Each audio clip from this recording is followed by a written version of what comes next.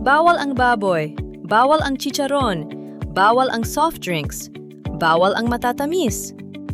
Kung may arthritis o madalas sumakit ang kasukasuan, parang minsan ganito na lang ang naririnig natin. At ang mas nakakainis? Kapag paborito mo pa naman ang mga pagkain iyon. Pero teka lang, kailangan ba talagang tanggalin lahat ng masasarap na pagkain sa buhay mo? Hindi naman. Ang mas magandang tanong ay, ano ang pwede nating ipalit? At sa video na ito, bibigyan kita ng mga simple at abot-kayang Pinoy food swaps na maaari mong isaalang-alang bilang bahagi ng mas healthy na pagkain. At hintayin mo ang numero 7 dahil ito ang isa sa mga pinakasimple at murang options na pwede mong idagdag sa pagkain mo. Halimbawa, umaga pa lang, kanin, ulam, kape. Tapos may nagsabi sa'yo, "Huwag mong kainin yan, masama sa arthritis." Kaya ang tanong mo, ano na lang ang kakainin ko? Kung ganito ang pakiramdam mo, huwag kang mag-alala. Hindi natin kailangang gawing komplikado ang pagkain. Minsan, ang kailangan lang ay palitan ang isang pagkain ng mas magandang alternative. Ang arthritis ay hindi iisang kondisyon lamang at iba-iba ang pangangailangan ng bawat tao. Pero sa pangkalahatan, ang isang balanced eating pattern na may gulay, prutas, whole grains, nuts at isda ay maaring makatulong sa overall health. Samantala, ang sobrang pagkain ng highly processed foods, added sugar, at unhealthy fats ay magandang limitahan. Kaya hindi ito tungkol sa bawal, bawal, bawal. Ang approach natin ngayon ay, ano ang pwede nating ipalit? Ready? Simulan natin. Swap isa, white rice to brown rice o saba. Unang swap. Kung palagi kang puting kanin, maaari mong subukan minsan ang brown rice. At kung gusto mo ng mas Pinoy at simple, nilagang saba. Hindi ibig sabihin na masama ang white rice. Ang punto ay dagdagan ang variety at fiber sa iyong diet. At kung hindi mo kayang biglang magpalit, simple lang, huwag biglaan. Pwede mong subukan muna ang kalahating white rice at kalahating brown rice. Mas realistic, diba? Swap 2. Madalas na red meat to isda. Second swap. Kung madalas kang kumain ng red meat, subukan mong gawing regular option ang isda. Sardinas, bangus, tamban, o salmon kung pasok sa budget. Ang ilang uri ng isda ay may omega-3 fatty acids na mahalagang bahagi ng healthy diet at maaring may anti-inflammatory effects. Pero hindi ibig sabihin na kumain ka ng isda at mawawala na ang arthritis. Hindi ganun kasimple. Ang mahalaga ay ang overall pattern ng pagkain. Swap numero 3. Soft drink to tubig o ginger tea. Ngayon, ito ang madaling baguhin. Kung halos araw-araw kang umiinom ng soft drinks, subukan mong bawasan. At ano ang pwedeng ipalit? Tubig, simple. O kung gusto mo ng mainit na inumin, salabat o ginger tea na walang maraming dagdag na asukal. Hindi ito magic drink. Pero kung mapapalitan nito ang isang sugary drink sa araw-araw, malaking pagbabago na rin yon sa overall diet mo. Swap numero 4. Chicharon/processed snacks to mani o nuts. Okay, alam kong mahirap ito. Chicharon, crunchy, malutong, masarap. Pero kung araw-araw o madalas, baka pwedeng magkaroon ng alternative. Subukan ang mani o unsalted nuts bilang snack. Mas maganda kung hindi sobra sa asin.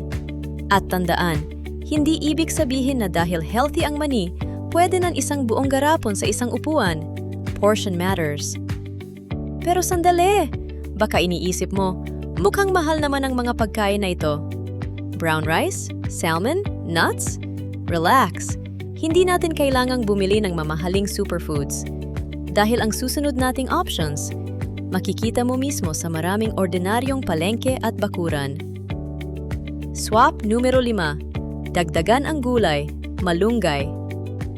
Unang local favorite, malunggay. Madali itong idagdag sa mga pagkain Pinoy. Tinola? Perfect. Sabaw? Pwede. Monggo? Pwede rin. May iba't ibang nutrients ang malunggay, kabilang ang vitamins at minerals. Hindi ito gamot sa arthritis, Pero bilang bahagi ng balanced diet, magandang dagdag ito sa plato. Swap numero 6. Subukan ang saluyot. Alam mo ba na maraming gulay na ordinaryong-ordinaryo lang sa atin, pero packed with nutrients?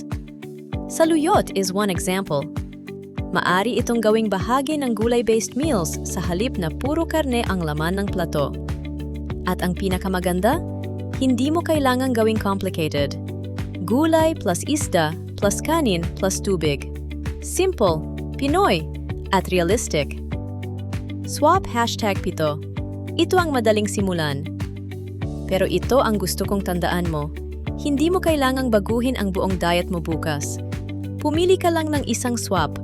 Halimbawa, soft drink to tubig, chicharon to mani, madalas na red meat to isda, extra meat to dagdag gulay, white rice every meal to paminsan-minsang brown rice o saba. Isa lang muna. Kapag naging habit na, saka mo dagdagan. At may isang bagay akong gustong linawin. Walang iisang pagkain na makakapagpagaling ng arthritis. At hindi rin lahat ng taong may arthritis ay pare-pareho ang reaction sa pagkain. Kung may diagnosed arthritis ka, lalo na kung umiinom ka ng gamot, huwag basta itigil o palitan ang treatment dahil lamang sa nakita mo online. Ang pagkain ay maaring maging bahagi ng overall health plan, pero hindi ito kapalit ng professional medical care. Dahil ang goal naman natin ay hindi ang mabuhay na puro, bawal ito, bawal yan. Ang goal ay magkaroon ng paraan para makakain tayo ng mas maayos, habang na-enjoy pa rin natin ang pagkain kasama ang pamilya. Hindi kailangan perfect, kailangan consistent. Ngayon, gusto kong malaman, ano ang pinakamahirap mong iwasan? Karne? Soft drinks? Fried foods? Matatamis? O baka chicharon talaga? I-comment mo sa baba. At sabihin mo rin kung anong food swap ang susubukan mong gawin ngayong linggo. Kung may kakilala kang laging nagsasabing, ano na lang ang kakainin ko dahil sa arthritis?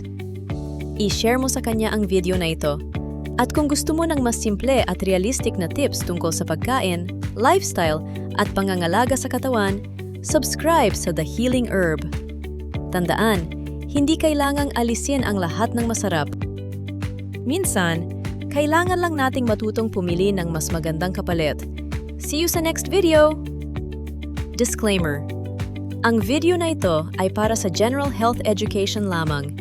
Hindi ito diagnosis o kapalit ng payo ng doktor o registered dietitian.